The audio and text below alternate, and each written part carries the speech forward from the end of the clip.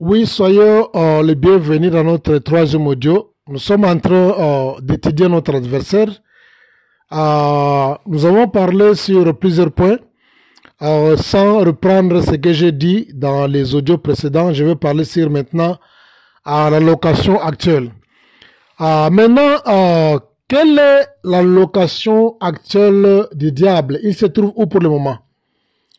Le diable, selon Apocalypse chapitre 12, le verset 12, la Bible dit, il a eu guerre dans les cieux, les dragons combattirent avec ses anges, et Michael aussi combattirent, voilà. Apocalypse parle de la guerre qu'il y a eu entre les dragons, le diable, le serpent ancien avec ses anges déchus, et l'équipe de Dieu qui était dirigée par l'archange Michael. La Bible dit, il ne fut pas trouvé le plus fort, il a été précipité. Quand le diable était précipité, le diable maintenant ne devrait pas vivre sur la terre. Écoutez bien. Étant précipité, la Bible dit, malheur à la terre quand le diable est venu vers vous, animé d'une grande colère, sachant qu'il a plus de temps. Le diable étant précipité sur la terre, il ne peut pas vivre physiquement sur la terre, parce qu'il était illégal. La terre appartient à l'Éternel, comme la Bible dit dans Psaume, que la terre, c'est la terre de l'Éternel, et tout ce qu'il se trouve, il a donné aux fils des hommes. Il n'y a aucune personne qui peut vivre dans la terre légalement sans corps. La terre est un domaine de Dieu, et Dieu a donné aux fils des hommes, et Dieu a pris l'esprit qui était invisible de l'homme, et Dieu a composé un corps visible, et Dieu a donné la terre qui est une planète visible à un homme qui était invisible. Dieu a placé l'homme invisible dans un corps qui est visible pour qu'il puisse occuper une planète qui était visible, la planète Terre. Le diable n'a aucun droit légal de vivre sur la terre puisqu'il n'a aucune portion qu'il occupe. J'insiste encore. Le diable, quand on dit malheur à la terre, le diable est venu vers vous. Le diable n'est pas venu ici dans la chair. Il n'a pas la légalité de vivre dans la terre. Mais il est venu vers la terre. Mais il n'a pas la légalité de vivre comme tout homme, puisqu'il est illégal. Il n'y a aucune personne qui est autorisée de vivre dans la planète de terre qui est visible, avec un corps qui est invisible. Aucune personne, sauf aucune personne. Même Dieu lui-même, pour nous sauver, la Bible dit, la parole s'est faite chair. Il a incarné l'esprit de son fils Jésus-Christ dans la chair pour se légaliser. Jésus s'est légalisé. Dieu a légalisé son fils pour prendre un corps charnel, pour prendre un corps, enfin, un corps physique, enfin, d'initier, bien de commencer une mission. Il n'y a aucune personne, il n'y a aucun esprit qui a la légalité de vivre sans corps. Le corps, la terre est seulement pour les gens qui ont le corps physique. Alors le diable ne pouvait pas vivre dans la terre avec un corps qui est spirituel. Les anges sont des vents. La Bible dit, il a fait des anges, les vents, et des serviteurs, une flamme de feu. Ce sont des esprits de vent. Il n'a pas la légalité de vivre dans la terre, mais c'est la terre sans corps. C'est pourquoi il a placé son royaume dans l'espace qui sépare la terre et le royaume de Dieu. Il a placé son royaume dans un lieu qui est stratégique. Il a placé son royaume dans l'espace puisqu'il n'avait pas la légalité de vivre dans la terre, mais c'est la terre.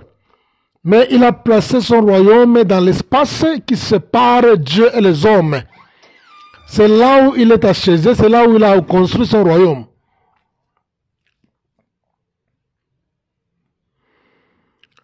Le diable est venu pour la première fois visiter le jardin d'Éden.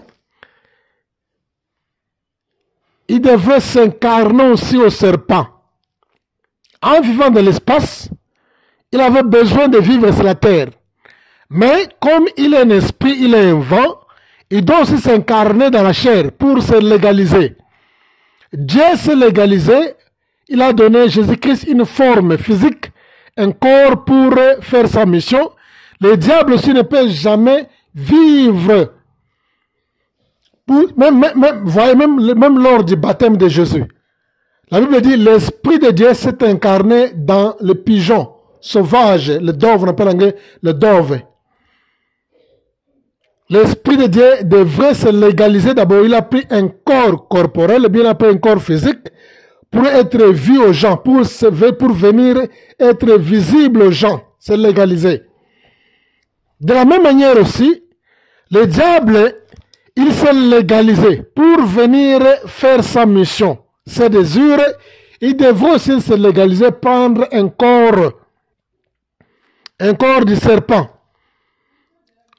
Il a pris son esprit, il a incarné le serpent pour aller séduire Ève. Le serpent qu'on parle, c'était un serpent qui était physique. Plusieurs personnes disent que non, voilà, le serpent ne parle pas. Le serpent, c'était imagination. Ce n'était pas une imagination. C'était un serpent qui était physique, qui parlait. Avant la chute d'Adam, comprenez-vous qu'Adam était un homme spirituel et Ève était un homme spirituel avant leur chute. Ils devraient aussi comprendre le langage du serpent. Ils devraient aussi parler facilement avec le serpent, comprendre leur langage. Puis ils étaient des hommes spirituels. Même jusqu'à aujourd'hui, les hommes spirituels aujourd'hui, qui sont dans l'occultisme, ils peuvent parler avec même un oiseau. Ils peuvent parler même avec une bête. Ça se fait. Demandez, les occultistes vont vous dire que non, ils se communiquent facilement avec les oiseaux, même avec un serpent, même avec un animal, ils peuvent se communiquer, même avec les champs, même avec un chien, ils peuvent se communiquer facilement, spirituellement. Le diable s'est incarné, il a pris la forme d'un serpent, il s'est légalisé, la Bible dit, puisque le serpent était l'unique, le seul bête qui était rusé parmi toutes les bêtes que Dieu avait créées. Le serpent était le plus rusé. Le diable s'est réincarné dans le serpent pour venir tenter Ève. Il devrait se légaliser d'abord. Il est esprit, il est un vent. Il devrait d'abord se légaliser pour être représenté dans un monde qui est visible, qui est physique. Le monde qui est visible, qui est physique, il devrait aussi, tant qu'un être spirituel, tant qu'un vent, tant qu'un esprit, il devrait aussi se légaliser dans un corps pour faire sa mission, accomplir ses désirs, ses objectifs. Il s'est légalisé. Quand il s'est légalisé, c'est alors qu'il approchait Ève. C'était comme ça. Si le Seigneur nous prête vie pendant cette séance, nous aurons aussi à parler sur les caractères du serpent. C'est tellement important, les caractères du serpent. Puisque le diable a laissé tous les animaux, les autres animaux.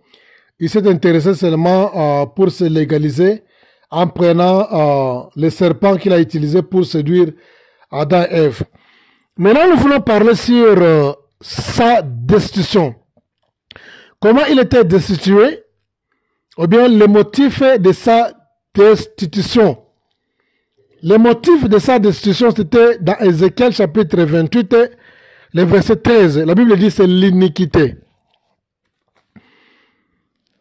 Chaque fois quand quelqu'un perd un travail, il y a toujours un motif, il y a toujours une raison qui fait que une personne perd sa position, il perd sa place. La raison de la destitution de l'ennemi, ça se trouve dans Ézéchiel chapitre 28, le verset 13. La Bible dit, tu étais intègre dans tes voies, jusqu'à ce que l'iniquité ait été trouvée en toi. L'iniquité, c'est quoi? L'iniquité, c'est un péché qui est invisible. Le péché qu'on ne peut jamais voir avec les yeux. Le péché qui est invisible. Quand le péché est sous forme invisible, on appelle ça l'iniquité. C'est ça. Dieu a vu l'iniquité, le péché sous forme invisible. Quelque chose qu'une autre personne ne pouvait pas voir facilement. L'iniquité, je peux dire, c'est comme le convoitise. Le convoitise, c'est quelque chose qui est invisible. On ne peut jamais voir la convoitise. C'est un péché, mais sous forme invisible. L'envie aussi, c'est quelque chose qui est un péché, mais une convoitise, c'est une iniquité. C'est invisible. La haine aussi. La haine, on ne peut jamais voir la haine. Quelqu'un peut avoir la haine dans son cœur. Il peut même sourire. Il peut même montrer la gentillesse par apparence. Mais tu ne peux jamais détecter ça dans son cœur puisque c'est invisible. C'est pourquoi on dit que l'iniquité est plus dangereuse que le péché. Puisque le péché est visible, mais l'iniquité n'est pas visible. Ça peut détruire plus sérieusement que le péché.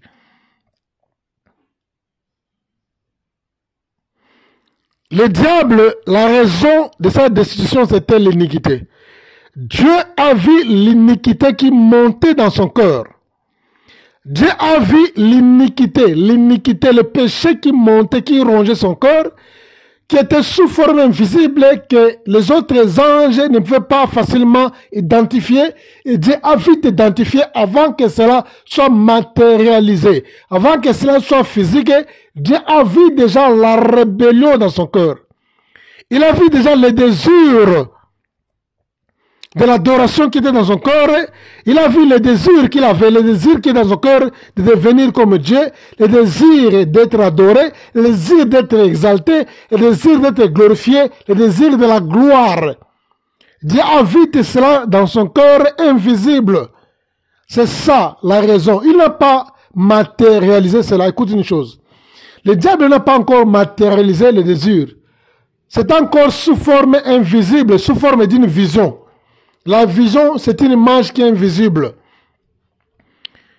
Dieu a vu l'iniquité, le péché sous forme invisible dans son cœur qui montait. Il rêvait de devenir comme Dieu. Dieu a vu cela. C'est ça qu'on appelle l'iniquité. C'est ça la raison de cette destruction. C'était quoi l'iniquité? Et Dieu a destitué cet ange ici puisque il y avait l'iniquité, comme je disais, là, comme la haine, la jalousie aussi, c'est l'iniquité, ce n'est pas le péché, mais le péché sous forme invisible. Alors, il est tellement important, même l'apôtre Pierre, l'apôtre Jacques, nous ont toujours exhorté qu'avant de combattre l'ennemi, il faut l'étudier d'abord, il faut le combattre, le bon combat de la foi, connaître le diable.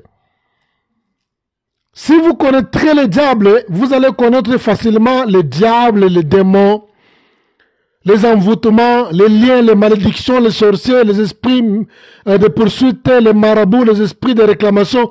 Tous ces esprits-là travaillent avec la vision du diable. Et dès que vous maîtrisez bien le diable, c'est alors que vous avez la facilité de bien maîtriser le combat spirituel, vous allez bien remporter la victoire. Bien-aimés dans le Seigneur, le diable, il rêvait d'être égal à Dieu. Le diable aime l'adoration comme à la mort.